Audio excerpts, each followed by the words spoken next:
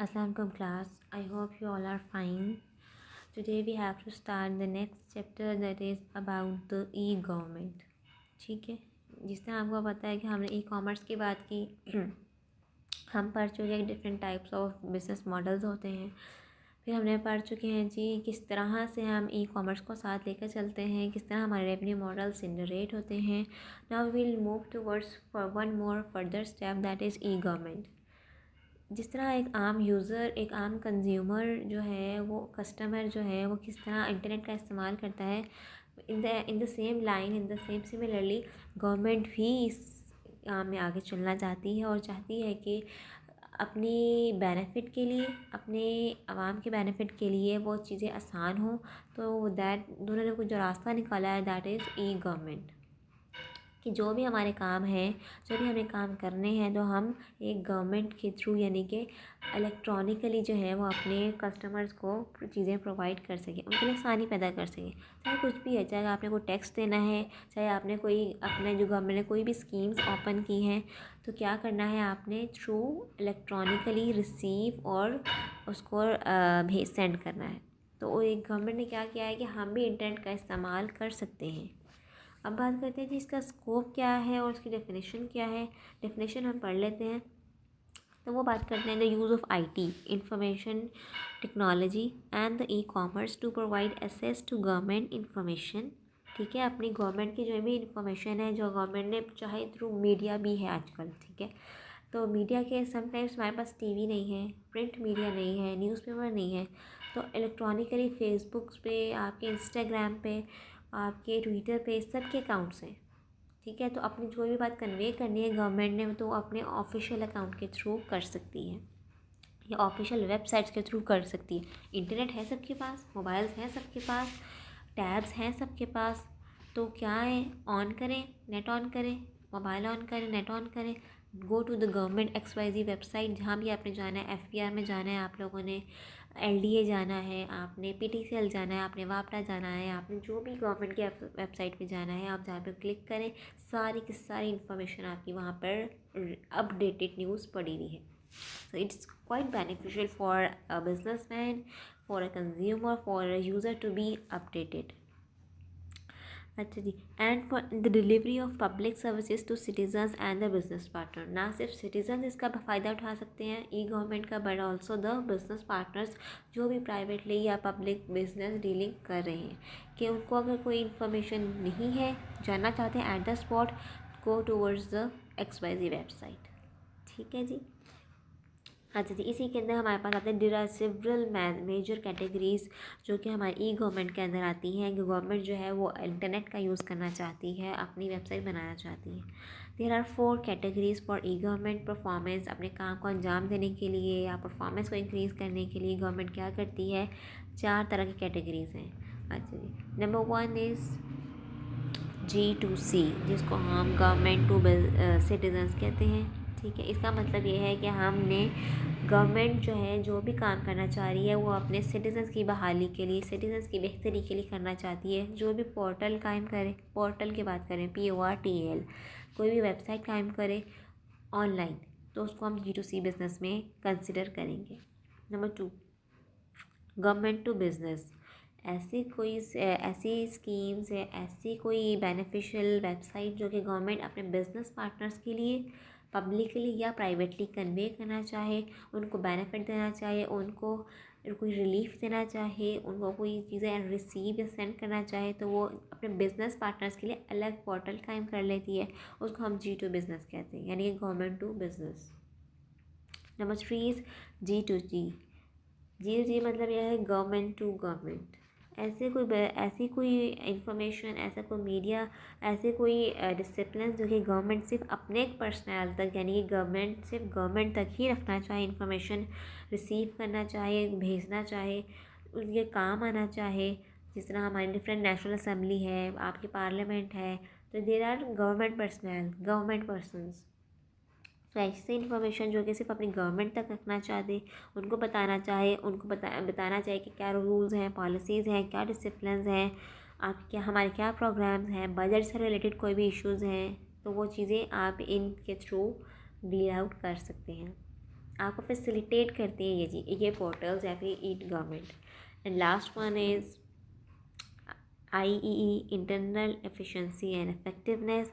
अच्छा जी, ये जो लास्ट वाला है ये आपकी इंक्रीज़ करता है आपकी availability of the training programs for the government employees. आपके जो गवर्नमेंट के एम्प्लॉयज़ हैं अगर उनको फैसिलिटेट करना चाहें, जो आपके पेंशनर्स हैं जिन्होंने आपको 60 ईयर्स तक या 65 ईयर्स तक आपको सर्व किया है आपके ऑर्गेनाइजेशन को, चाहे वो टीचिंग सेक्टर है, चाहे वो आपकी वापडा सेक्टर है, चाहे वो FPR है, चाहे वो जो कहते हैं क्राइम के जो हैं पुलिस है, आपके रेस्क्यू है, जितने भी गवर्नमेंट डिपार्टमेंट्स हैं उसके एम्प्लॉयज़ में कोई भी मसला आ रहा है, आपकी पेंशन में मसला आ रहा है या फिर कोई चीज़ें फैसिलिटेट करना चाह रहे हैं, तो बजाय आपके उनके अपने रिस्पेक्टिव डिपार्टमेंट्स को विज़िट करें, उन्होंने एक पोर्टल बना देते हैं IE के नाम से कि अगर आपको कोई मसला है you can facilitate from them, you can complain there any issues regarding your employees benefits and retirement है, कोई भी इशू आ रहा है तो आप वहाँ पे डिस्कस कर सकते हैं। ठीक है जी, ये 4 कैटेगरीज हैं जो आपकी गवर्नमेंट आपको हेल्प आउट करती है और गवर्नमेंट इन चारों में को लेकर चलती है। अच्छा जी, ये तो US में हो रहा है, इन द यूरोपियन कंट्रीज़ यही चीज़ें हो रही हैं। अच्छा, बात करते हैं पाकिस्तान के पॉइंट ऑफ व्यू से। पाकिस्तान में गवर्नमेंट जो है वो चारों ये कैटेगरीज यूज़ नहीं होती, वी ऑल नो दैट। ठीक है, जो कुछ कैटेगरीज हैं जहाँ G2C है गवर्नमेंट। अब तो इस गवर्नमेंट जो है इमरान खान की गवर्नमेंट है, इन्होंने G2C पोर्टल कायम किया है कि अगर डायरेक्ट किसी को भी कंप्लेन है, उन्होंने एक सिटीज़न पोर्टल कायम किया है, तो हर एक शहरी इवन कि मैं माई सेल्फ अगर मुझे कोई मसला आ रहा है, मुझे कहीं पर रिश्वत दिखाई देती है कि जी मैं कहीं पे गई हूँ तो मुझे लगता है कि मैं मेरिट पे थी और मेरा काम नहीं हुआ है, then I can complain that, I can complain for that and for that purpose मुझे अपनी वेबसाइट पे जाना है उनकी गवर्नमेंट की और कंप्लेन कर देनी है। ठीक है, उसके बाद ये गवर्नमेंट टू गवर्नमेंट भी हो रहा है लेकिन बहुत कम। गवर्नमेंट टू गवर्नमेंट ऑफ जो बिज़नेस है ये चीज़ भी बहुत कम देखने में आई है, क्योंकि जो बिजनेसमैन है वो डायरेक्ट डीलिंग में और फेस टू फेस में ज़्यादा बेनिफिट और फैसिलिटेट रखते हैं एज़ कम्पेयर टू कि वो ऑनलाइन या फिर गवर्नमेंट से रीच आउट कर सकें। तो ये जो गवर्नमेंट टू बिज़नेस है पोर्टल्स होंगे ऑब्वियसली, बट उसको यूज़ नहीं किया जाता, minimum 1% 2%। Lastly IE is also prevailing in our country, क्या गवर्नमेंट एम्प्लॉयज़ के लिए उन्होंने एक ऑनलाइन वेबसाइट बना दी है कि जिन्होंने कोई मसला आ रहा है you can complain there, you can facilitate from them. ठीक है जी, आगे चलते हैं। Next is electronic voting.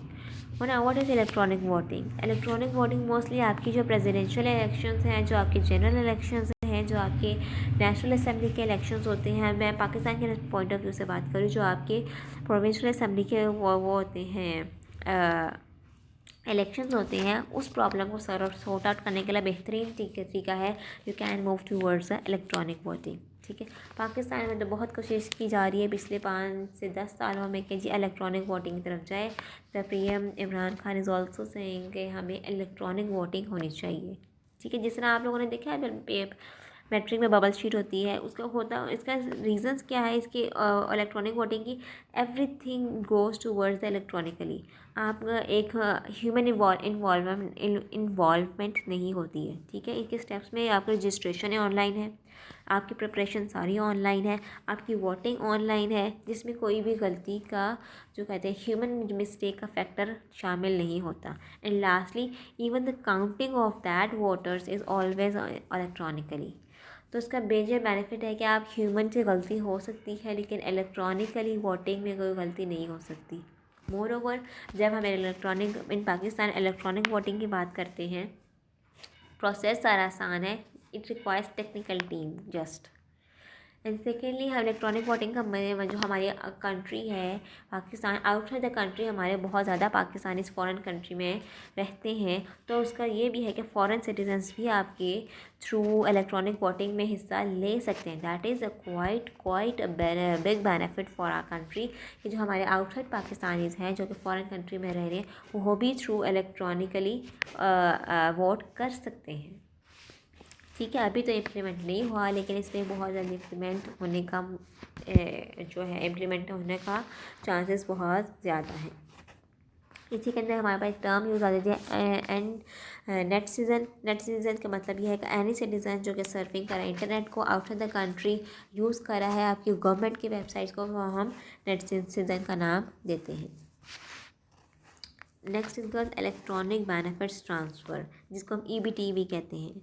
ठीक है, इलेक्ट्रॉनिक बेनिफिट ट्रांसफ़र्स क्या होते हैं? इलेक्ट्रॉनिक बेनिफिट ट्रांसफ़र का मतलब ये है कि गवर्नमेंट जो है वो अपने बेनिफिट इलेक्ट्रॉनिकली अपने आवाम तक पहुंचाए, उसको हम EBT सिस्टम बेनिफिट सिस्टम कहते हैं। ठीक है, आपने देखा होगा अगर आपको कंप्लेन करनी है उसके लिए हमारी गवर्नमेंट ने एक पोर्टल बना दिया है। ठीक है, अगर तो आपको कोई ओल्ड एज पर्सनस हैं, अगर वो घर से बाहर नहीं निकल सकते तो पेंशनर जो है वो उनकी अगर वो बैंकिंग करवा लेते हैं, बैंकिंग, तो आप ऑनलाइन यूज़ के थ्रू उनको बेनिफिट बहुत ज़्यादा देती है कि ये ओल्ड एज बेनिफिट आपके लिए हो सकते हैं। ठीक है, इसी तरीके से अगर आप हमारे जो कंपनी एम्प्लॉयज़ हैं, टैक्स पे करना है, डिफरेंट बिजनेसेस लोगों ने टैक्स पे करना है, तो अपना NTN नंबर जस्ट एंटर करें और वो टैक्स की रिटर्न फाइल अब ऑनलाइन कर देंगे। पहले तो आगे पूरे डॉक्यूमेंट फॉर्म में एक पूरी बंडल फॉर्म में जो है एम्प्लॉयज़ जो हैं अपने बिजनेस पार्टनर्स हैं,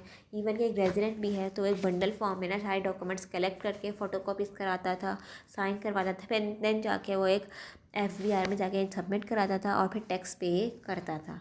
अब क्या है, गवर्नमेंट ने क्या है थ्रू इलेक्ट्रॉनिक बेनिफिट ट्रांसफ़र में FBR ने क्या किया, ऑनलाइन आपने टैक्स अब फाइल आउट करनी है, ऑनलाइन आपने टैक्स अपनी सारी डिटेल्स ऐड करनी है, जितना टैक्स बनता है वो आपका उतना आपको पे करना है ऑनलाइन ही, रिसीट बन जाती है।